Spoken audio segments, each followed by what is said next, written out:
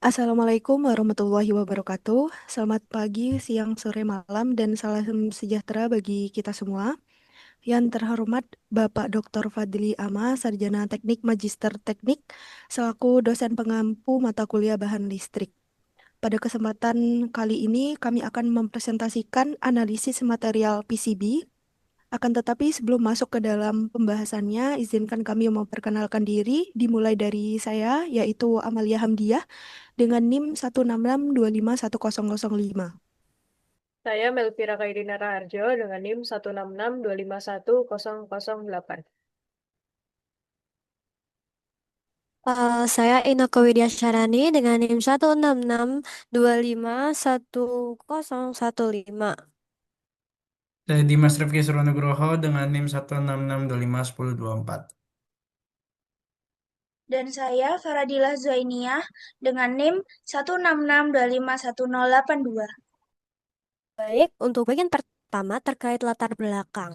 Nah, perlu diketahui bahwa PCB ini bukan sekedar papan penopang mekanis statis, melainkan medium interkoneksi elektris yang mengorkestrasi distribusi sinyal dan daya secara presisi hingga saat ini material substrat yang paling dominan digunakan adalah FR4, sebuah komposit serat kaca woven yang diperkuat resin epoksi. FR4 dipilih karena menawarkan keseimbangan terbaik antara isolasi listrik, kekuatan mekanik, dan biaya produksi yang kompetitif. Namun, seiring meningkatnya kompleksitas aplikasi, batasan terman dan lingkungan dari FR4 mulai menjadi tantangan nyata, sehingga pemahaman mendalam tentang material ini mutlak diperlukan sebelum kita melangkah ke material alternatif.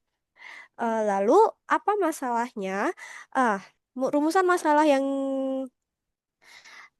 dapat kita buat ada 3 poin. Yang pertama, bagaimana karakteristik thermal FR4 memengaruhi stabilitas dimensionalnya.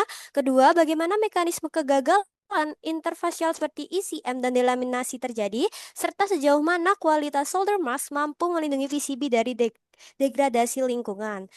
Untuk mohon ke slide selanjutnya.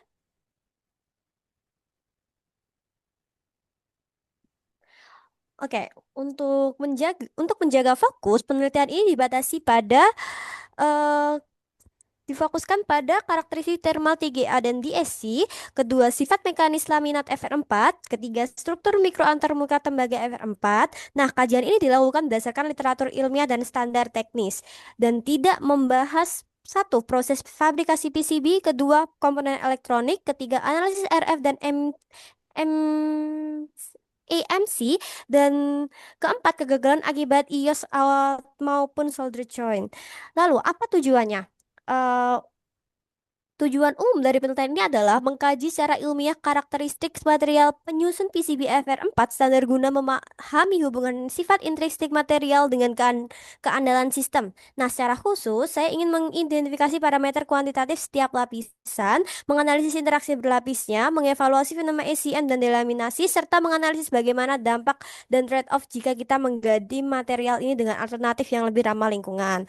Untuk manfaatnya, manfaat secara akademis menjadi referensi ilmiah yang membuat landasan teori mengenai material elektronika dan dasar pengembangan substrat hijau di masa depan. Secara praktis, penelitian ini memberikan acuan teknis bagi industri elektronika dalam menyelesaikan material, membantu perancang melakukan langkah mitigasi kegagalan sejak fase desain demi menekan biaya garansi. Baik, yang bagian pertama adalah pengertian klasifikasi PCB. PCB sendiri definisikan adalah papan sirkuit modern yang terdiri dari satu atau lebih layer konduksi. Setiap lapisan dipisahkan oleh prepreg sebagai isolasi dan dihubungkan secara elektrik menggunakan via through hole, blind, atau bonded via. Klasifikasi berdasarkan jumlah lapisan terdapat beberapa jenis, yaitu beberapa di antara adalah single layer, double layer, hingga multi layer. Dengan tujuan mencapai puluhan lapisan untuk aplikasi High Density Interconnect atau HDI. Berikutnya pula ada klasifikasi berdasarkan fleksibilitas, yaitu yang pertama ada PCB fleksibel, flex circuit menggunakan substrat tipis dan lentur polimer polyester, yaitu solusi untuk ruang 3D terbatas dan tahan getaran mekanis. Selanjutnya ada PCB kaku atau rigid PCB yang eh, kita gunakan sebagai bahan analisis pada kajian ini. Yang berikutnya adalah PCB kaku fleksibel, yaitu rigid flex PCB, yaitu integrasi hibrid papan sirkuit FR4 dan sirkuit fleksibel. Bagian kaku menyokong komponen densitas tinggi, bagian fleksibel menjadi penghubung antar papan tanpa kabel tambahan. Next. Lanjut pada bagian berikutnya itu anatomi, pedoman desain, dan alur EDA. Yang mana adalah anatomi dan material sebesar PCB. Pada dasarnya PCB terdiri atas 4 komponen utama. Yang pertama itu substrat atau base material, pada kasus ini yaitu FR4. Yang berikutnya adalah lapisan tembaga atau copper. Berikutnya solder mask yang memiliki fungsi mencegah oksidasi dan short circuit. Dan seal screen, yaitu bagian untuk mengidentifikasi bagian komponen. Berikutnya ada pedoman desain tata letak. Yang pertama adalah penentuan lebar jalur, trace wide, dan jarak antar jalur yaitu clearance. Berikutnya ada sistem pengasahan, grounding, dan penapisan yaitu decoupling. Berikutnya adalah alur kerja perangkat lunak EDA. Nah, jadi perangkat lunak EDA ini berfungsi untuk menjadi eh, salah satu upaya membuat PCB dalam mode digital gitu. Nah, proses penanaman software EDA untuk menghasilkan skematik dan tata letak sirkuit. Jadi sebelum kita membuat bentuk jadinya atau bentuk kasarnya, kita bisa menggunakan perangkat EDA sebagai gambaran kasar dalam bentuk digital. Nanti dari hasil software EDA ini yaitu adalah berupa Gerber file yang siap digunakan untuk proses manufaktur atau fabrikasi papan. Next. Berikutnya adalah prinsip kerja ditinjau dari material. PCB berfungsi sebagai media penghubung dan penopang komponen elektronik dalam suatu rangkaian. Arus listrik dialirkan melalui jalur tembaga atau koper yang memiliki konduktivitas tinggi sehingga dapat meminimalkan kehilangan daya selama proses penghantaran listrik. Material penyusun PCB dan fungsinya. Yang sebenarnya disebutkan tadi, 4 komponen utama yaitu koper mengantarkan arus listrik ke seluruh komponen rangkaian. FR4 sebagai insulator listrik dan penyangga mekanis PCB. Solder mask melindungi jalur tembaga dari oksidasi, debu, kelembapan, dan hubungan singkat atau short circuit. Yang terakhir, the silk screen memberi identifikasi komponen dan petunjuk perakitan. Dapat disimpulkan juga bahwa PCB bekerja dengan menyalurkan alur listrik melalui jalur tembaga yang didukung oleh substrat FR4 serta dilindungi oleh solder mask dan seal screen sehingga rangkaian elektronik dapat beroperasi secara stabil, aman, dan andal. Baik, penelitian ini diawali dengan identifikasi masalah dan studi literatur. Kemudian dilanjutkan dengan perancangan skematik dan layout PCB menggunakan software IDEA. Setelah itu dilakukan proses fabrikasi PCB mulai dari pemindahan desain, etching, pengeboran hingga penyolderan. Tahap terakhir adalah pengujian ketersambungan alur, pengujian fungsi rangkaian, analisis hasil, dan penarikan kesimpulan. Itu adalah alur penelitiannya. Selanjutnya ada perancangan sistem elektronik. Perancangan dimulai dengan membuat skematik rangkaian menggunakan software ADA yang terdiri dari rangkaian microcontroller dan test compound dengan variasi lebar jalur 0,2 mm, 0,5 mm, dan 1 mm. Setelah divalidasi menggunakan IRC, dilakukan desain layout PCB pada substrat FR4 sesuai standar IPC 2221B hingga menghasilkan file Gerber untuk proses fabrikasi. Selanjutnya ada alat dan bahan penelitian. Penelitian ini menggunakan papan PCB FR4, larutan ferrichloride, solder, multimeter, serta komponen elektronik sebagai alat utama fabrikasi dan pengujian. Selain itu digunakan software EDA untuk perancangan PCB dan software simulasi untuk memverifikasi rangkaian sebelum difabrikasi. Next. Pada proses pembuatan dan perakitan papan rangkaian, proses fabrikasi meliputi pemindahan desain ke papan tembaga menggunakan metode toner transfer, pengikisan tembaga dengan larutan ferrichloride, kemudian dilanjutkan dengan pengeboran dan penyolderan komponen hingga PCB siap diuji.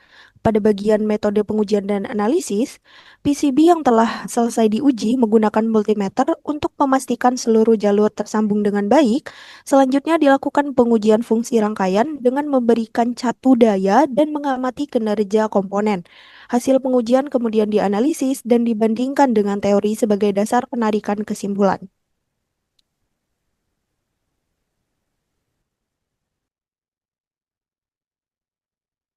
Kemudian yaitu pada hasil penelitian.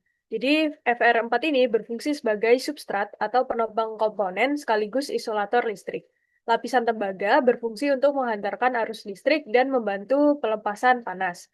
Kemudian solder mask melindungi jalur tembaga dari korosi dan hubungan singkat.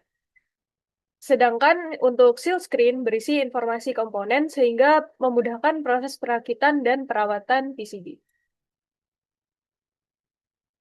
Kemudian yaitu analisis interaksi material. Jadi interaksi utama itu terjadi antara FR4 dan tembaga yang memiliki koefisien ekspansi termal yang berbeda. Jadi saat mengalami perubahan suhu yang berulang, perbedaan ini dapat menimbulkan tegangan termal yang berpotensi menyebabkan retak pada via maupun delaminasi. Selain itu, solder mask juga berfungsi untuk melindungi lapisan tembaga dari kelembapan sehingga dapat mengurangi resiko terjadinya electrochemical migration atau ECM. Kemudian mekanisme kegagalan PCB, jadi dari hasil analisis terdapat 3 mekanisme kegagalan utama pada PCB. Yang pertama yaitu thermal failure akibat perbedaan pemuaian antara FR4 dan tembaga. Yang kedua yaitu electrochemical migration. Yang ketiga adalah thermal degradation. Kemudian yang keempat yaitu pengaruh penggantian material. Jadi hasil penelitian ini menunjukkan bahwa tembaga masih menjadi material konduktor terbaik karena memiliki konduktivitas tinggi dan biaya yang relatif ekonomis.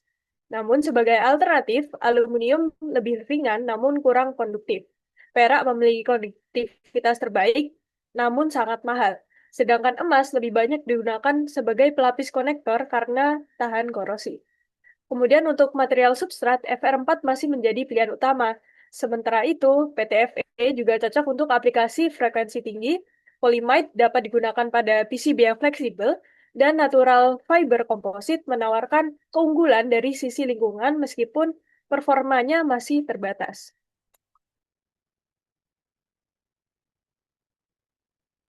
Lalu yang selanjutnya untuk kesimpulan, berdasarkan hasil penelitian ini, PCB berbasis FR4 memiliki kombinasi sifat mekanis, elektris, dan thermal yang seimbang, sehingga masih menjadi material yang paling banyak digunakan pada perangkat elektronika. Kinerja dan keandalan PCB dipengaruhi oleh karakteristik setiap material, serta interaksi antar material, terutama perbedaan koefisien ekspansi termal antara FR4 dan tembaga yang dapat memicu kegagalan seperti delaminasi, retak, dan elektrochemical atau ECM. Meskipun material alternatif seperti PTFE, polimida, dan komposit serat alam menawarkan keunggulan pada aplikasi tertentu, FR4 tetap menjadi pilihan utama karena memberikan keseimbangan terbaik antara performa, biaya, dan kemudahan proses fabrikasi. Lalu untuk saran yang dapat diberikan untuk analisis ini, yaitu untuk pembuatan laporan selanjutnya, disarankan untuk melakukan pengujian material PCB secara lebih komprehensif dengan membandingkan berbagai jenis substrat dan konduktor serta melakukan uji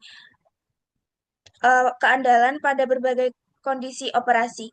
Selain itu, proses desain dan fabrikasi PCB perlu dilakukan dengan ketelitian tinggi agar diperoleh perangkat yang lebih andal, efisien, dan berkelanjutan.